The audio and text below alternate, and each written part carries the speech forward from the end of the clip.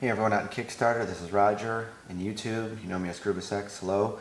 Welcome back to part 8. And we left off with, we placed the tiles and we moved the encounter track down because of the light and dark.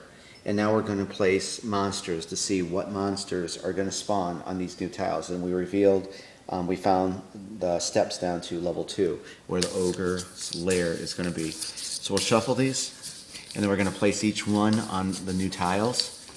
And we'll see what's there. So starting out, we'll put this one here, place this one here, place this one here, place this one here. So there's 4 because we revealed we had 5 tiles, but since we're out of tiles and we're going down to level 2, that's all we would place. So starting here, one monster will go here, come over to the monster deck, and it's a skeleton warrior.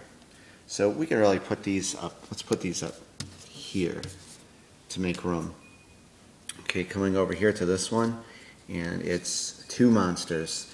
So we're going to have to place 2 monsters. This is going to probably be a pretty big battle. The first one is an orc archer. Put that there. And whoops, we had to get his thing. That's a red one. And then what was this one here? Skeleton black, put him here.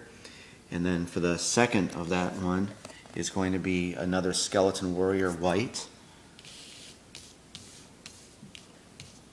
And get this, put that there.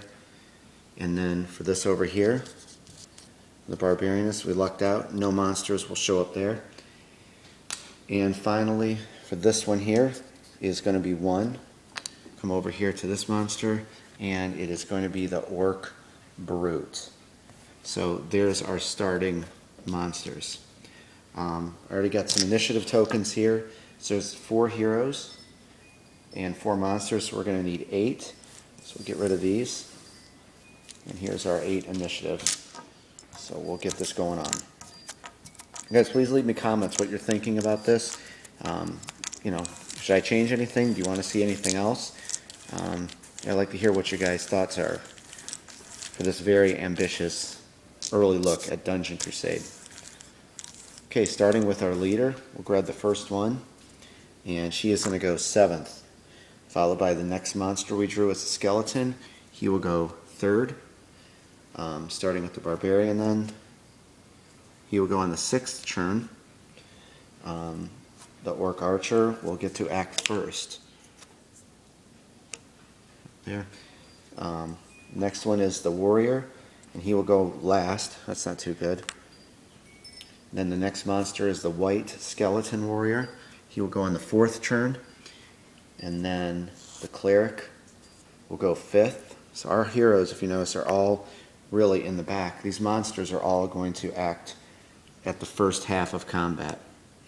Okay, well let's get this going here. And again, this orc archer is at 1st. AC of 13 plus 5 to attack.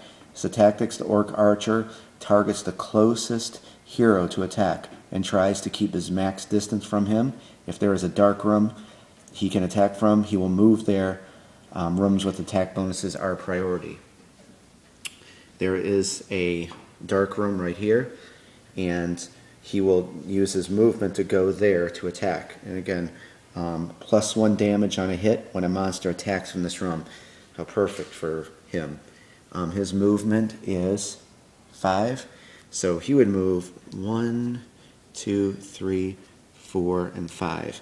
If you notice, and he would be right lined up with that. So 1, 2, 3, 4, 5, and he has a diagonal line of sight on our archer. So hopefully this is starting to unfold how I created dark rooms and the monster's tactics, and you can see this is going to be quite challenging. So we're going to get our dice here. We get the S die. He has Surrogated Arrow, and if it rolls a 15 through 20, that archer is going to get a bleed token.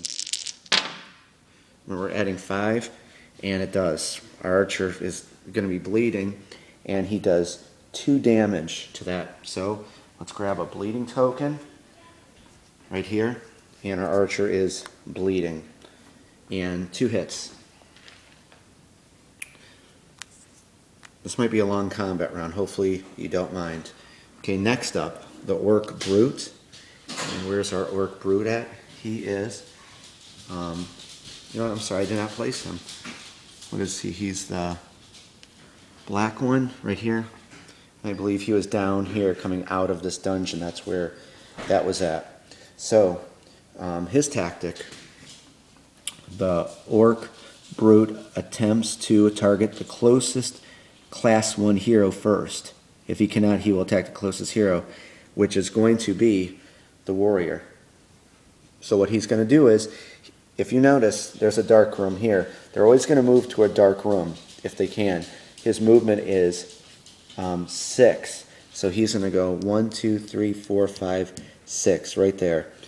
It's in the rules with them that anytime that there's a chance, you know, they're going to move to a dark room to attack. And he is going to get a +3 to his attack rolls against this warrior. And he has a special thing called Disarm. Roll the S die with the attack roll, 16 through 20. That hero loses his initiative token this turn. If that hero has already acted this turn, place a spare initiative token face up on his hero card when the next combat turn. He may move but not attack. This is kind of showing you just some of the tactics that these monsters are going to have. His attack is good for a +4, but he's in this dark room that gives him 3, so we're going to add 7 to this. And he does not hit with Disarm. He doesn't disarm our warrior, but he is going to hit him for 2. That was only a 2. So that Orc Brute just did 2 damage to our warrior. So we'll put 2 on that. And he is done. Next up, Skeleton Warrior. See his tactics. Skeleton Warrior targets the closest Class 3 first, which, you know, our Class 3 is our Cleric. And which one is that? That was the black Skeleton Warrior. And he is right here. But he cannot, but here's the thing about him. I had to show you that his special is this Hatred. If the Skeleton Warrior ends its movement and a Class 3 is within its movement range, roll the SD20. And the 13 through 20, it moves to the Class 3 and attacks. He can only do this one time per turn. So what he would do is go 1, 2, 3, 4, 5. He would attack him, but if you notice, the Cleric is in his movement range. So we're going to roll the die, and he doesn't. So he will stay here and attack the Archer. And he gets a +5 to this roll. So 5, and the Archer is hit for 2 damage again. So she's bleeding, and she has the bleed token and 4 hits already. That's it for him. Lastly, the white skeleton warrior here is he's going to move 5. 1, 2, 3, 4, and he has to stop there because he is going to block. But remember, he has the special. He can hop over, you know, an ally of his and get to this Cleric. And what we say that was for him, 13 through 20. And he does. So he will move one more time, because remember, that's Hatred. Hatred, when you see in the game, is when they have a vengeance for a certain hero. And he is going to go after that Cleric now. So 1, 2, 3, 4. So let's say this would be, these spaces are 1 through 4. We'll grab a D4 and roll 3. So he will end right here. So 1, 2, 3, 4. And he's going to attack. And he does 1 hit because he gets, what, a +5? And the Cleric's AC is only 12. So he does 1 damage. That was a very long combat round, guys. Tell you what, come back. Let's see how this ends up. And hopefully you're liking how Dungeon Crusade is going. I'm trying to be as quick as I possible with this. It's very hard to film and explain a whole game concept. So I'll see you back here in a few.